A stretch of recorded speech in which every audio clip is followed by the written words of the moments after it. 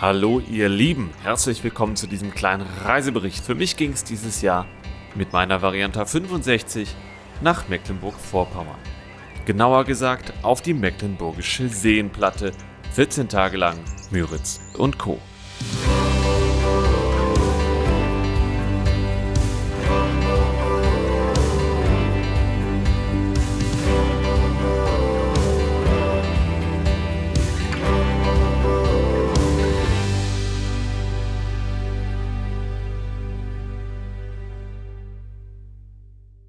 Bevor es losgeht, muss ich mich ganz kurz vorstellen. Dieser Mensch da vorne ist Joscha Seehausen, das bin ich.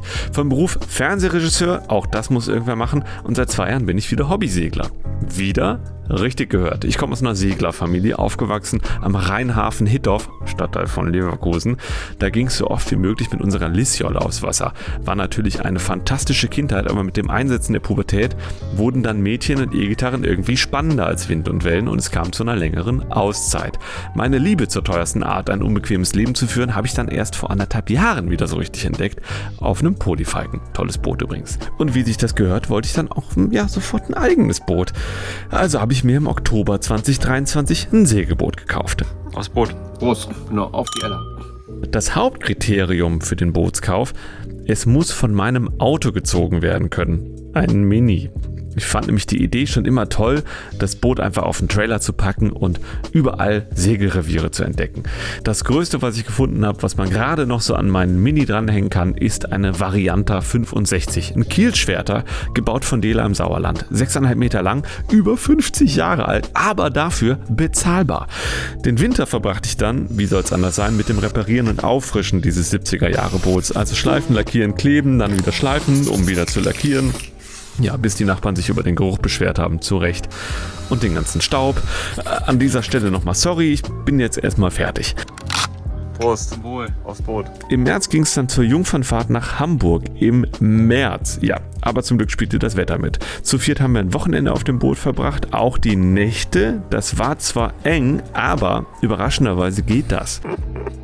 Zur Hamburg-Tour gibt es übrigens ein separates Video auf meinem Kanal. So, im April ging es dann mit leichter Verspätung zur Schiffstaufe. Die durfte meine Patentante machen, die auch als Namenspatin des Bootes herhalten musste. Ella.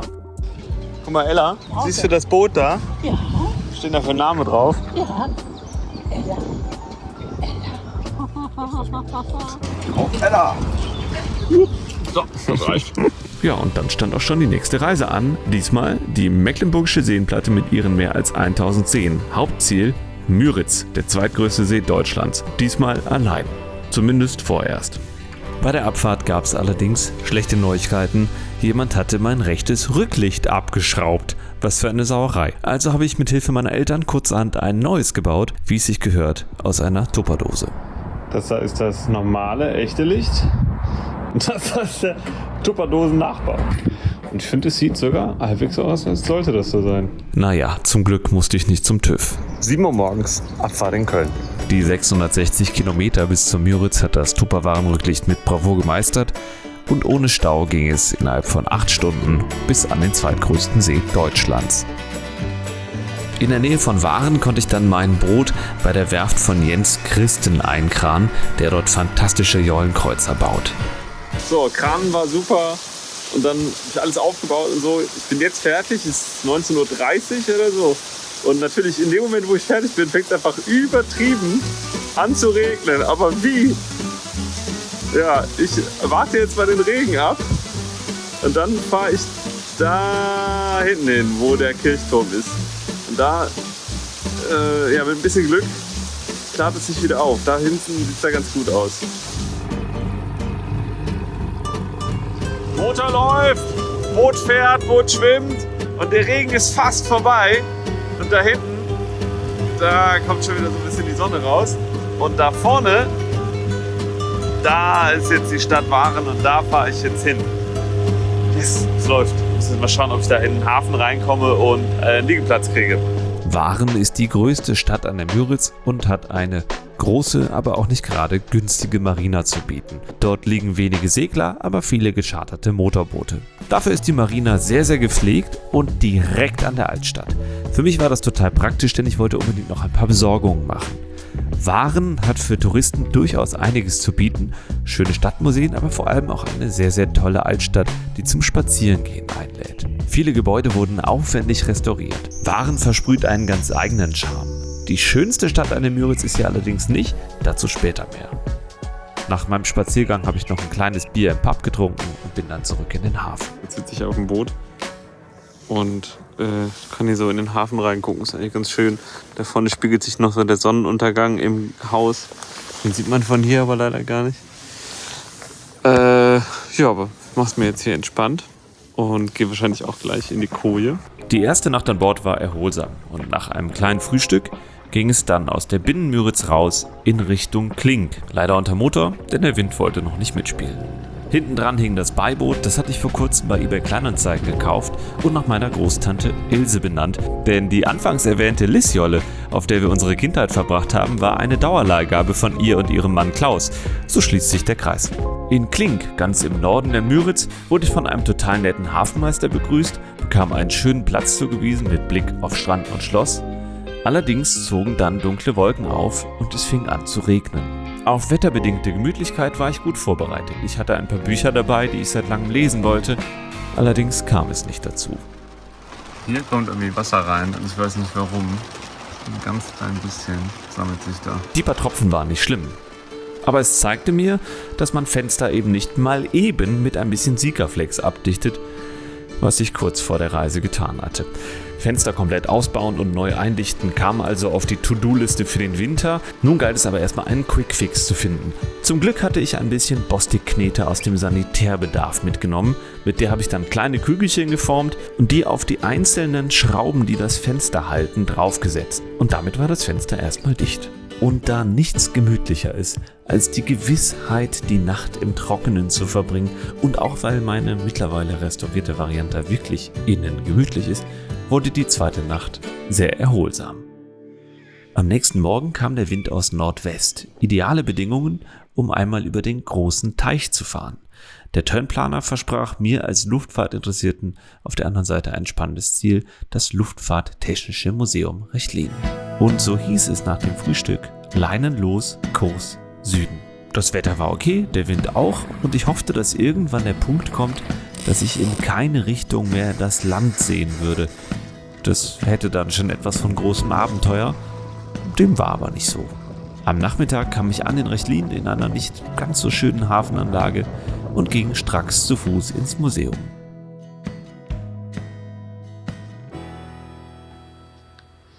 Das ist irgendwie creepy, diese ganzen Figuren hier. Aber am unangenehmsten finde ich die da, die ihn so anklotzt. Ich bin ja komplett allein, ist keiner da. Verrückt. Das Museum hatte weniger zu bieten, als ich erwartet hatte. Und das galt leider auch für die Ortschaft Rechlin, die eigentlich nur eine Ansammlung von Ferienhäusern ist. Zum Glück kam mit der untergehenden Sonne eine frische Brise auf. Statt mir also die Beine zu vertreten, ging's zurück aufs Wasser. Und fast so, als wäre es eine Wiedergutmachung, wurde ich plötzlich mit der schönsten Segelstunde meiner gesamten Müritz-Reise belohnt. Gleichmäßig blasender Wind, nicht zu viel, nicht zu wenig, tiefstehende Sonne, ganz leichter Wellengang und außer mir niemand auf dem Wasser. Die Müritz gehörte mir einfach perfekt.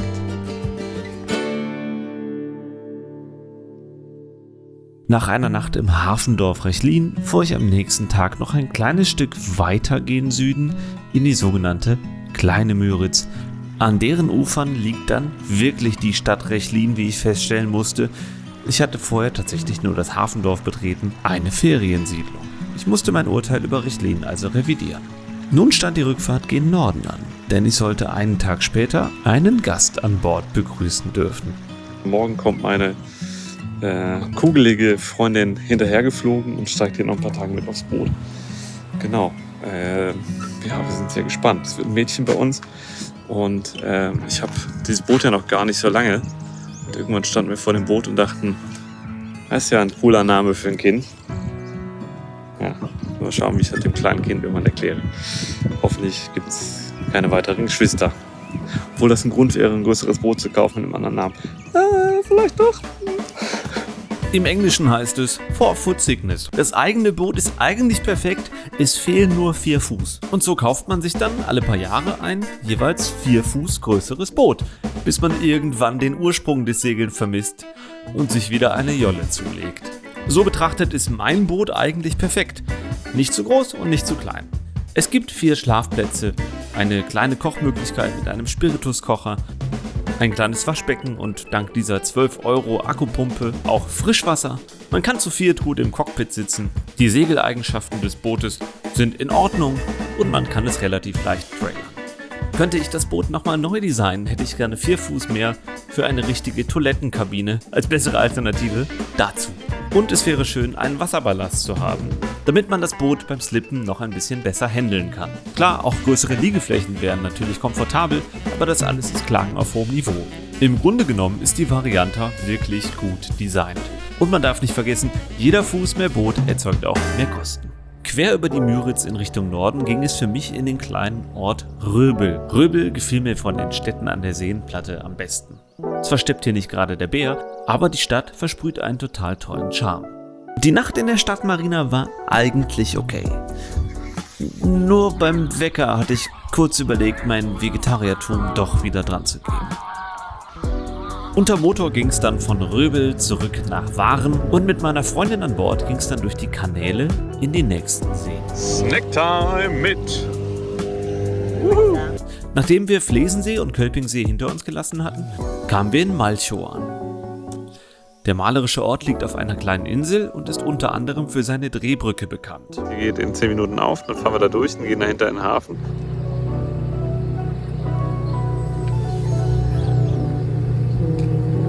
Dankeschön. Abends machten wir einen großen Spaziergang durch die Stadt und wurden dabei ziemlich nass. Am nächsten Morgen ging es weiter Richtung Westen.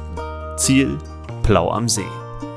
Auf dem Weg zum Plauer See hatten wir immer wieder das Gefühl, durch eine einsame Urlandschaft zu fahren und wurden für das eigentlich langweilige Motoren mit einigen Naturschauspielen belohnt.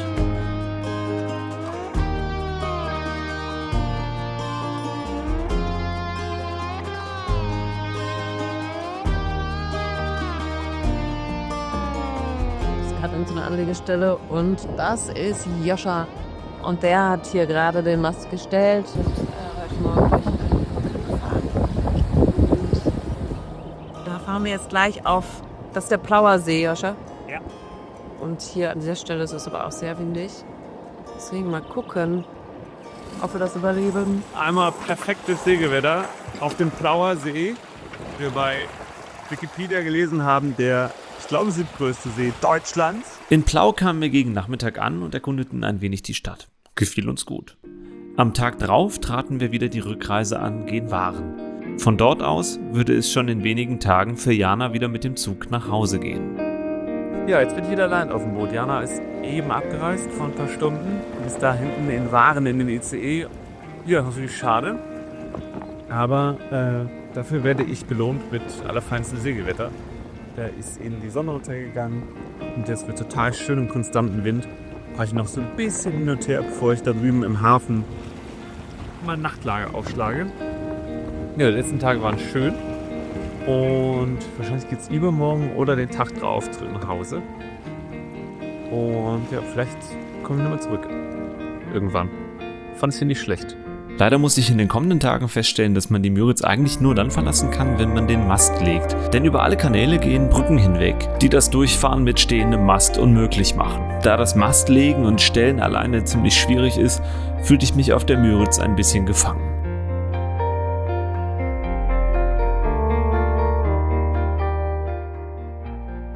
Hinter mir ist Waren. Ich habe jetzt hier geankert und lese noch ein Buch. Das Buch, von dem du dir wünschst, deine Eltern hätten es gelesen und deine Kinder werden froh sein, wenn du es gelesen hast. Wetter war jetzt wirklich sehr gut die letzten Tage. Man sieht es mir, glaube ich, auch an. Sehr braun geworden. Aber ich freue mich jetzt auch wieder auf richtiges Bett und die heimische Wohnung, weil auf Dauer da in dem kleinen Kabuff zu schlafen und immer nur auf dem Boot zu sein und auch dementsprechend natürlich viel zu sitzen, ist schon, naja, irgendwann auch langweilig. War jetzt auch gut. Aber dafür hat man an schönen Abenden mit so einem Blick belohnt. Das hat man zu Hause natürlich nicht. Das finde ich schon toll. Hier hat auf jeden Fall alles sehr gut geklappt. Schon sehr entspannende Zeit. Tja, und dann ging's leider schon wieder nach Hause. Boot wieder auf den Trailer und ab auf die Autobahn. Zeit für ein kleines Fazit. Ich finde, die Müritz ist ein tolles Segelrevier.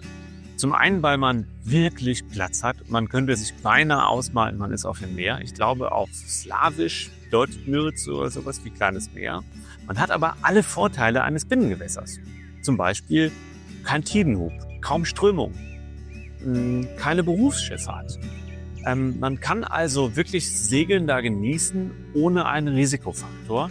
Und sollte doch mal der Wind stark auffrischen, dann ist das Land nie weit weg. Als Nachteil habe ich empfunden, dass man nicht gut spontan anlegen kann. Es gibt wenig Anlegestellen, es gibt vor allem kaum Strände, wo man mal spontan an Land kommt und eine Runde ins Wasser geht. Das liegt zum einen daran, dass da viel Schilfbewuchs ist und es ist auch in großen Teilen Naturschutzgebiet. Das heißt, man darf gar nicht ans Ufer ran. Wenn man das allerdings weiß, dann kann man seine Badestopps großzügiger einplanen und fährt dann eben zu den öffentlichen Stränden. Was mir noch gefallen hat, man hat wirklich einen tollen Naturkontakt. Also gerade wenn man die Müritz verlässt und auf die kleineren Seen drumherum fährt, durch die Kanäle, das heißt ja so oft, es sei der Amazonas des Nordens, und das kann ich da in Teilen bestätigen. Also ich denke, wer Lust hat auf dieses Gefühl des Wasserwanderns, der findet da eine ganz, ganz tolle Ecke. Ich finde, Müritz und Co. sind auch fantastisch für Jollen. Sieht man auch viele. Mit meiner Variante 21 Fuß war ich schon eines der größeren Segelboote. Allerdings sieht man sehr, sehr viele große Motorboote, denn man darf dort Motorboote fahren ohne Führerschein. Es kommen also viele Leute, die noch nie auf dem Wasser waren und chartern da so ein Riesending. Das führt zu sehr, sehr verrückten Momenten im Hafen. Man hat immer was zu gucken. Allerdings ist das auf dem Wasser nicht immer ganz sicher, weil sowas Einfaches wie Vorfahrtsregeln, das wird nicht unbedingt berücksichtigt. Mein Weg damit umzugehen war viel Abstand.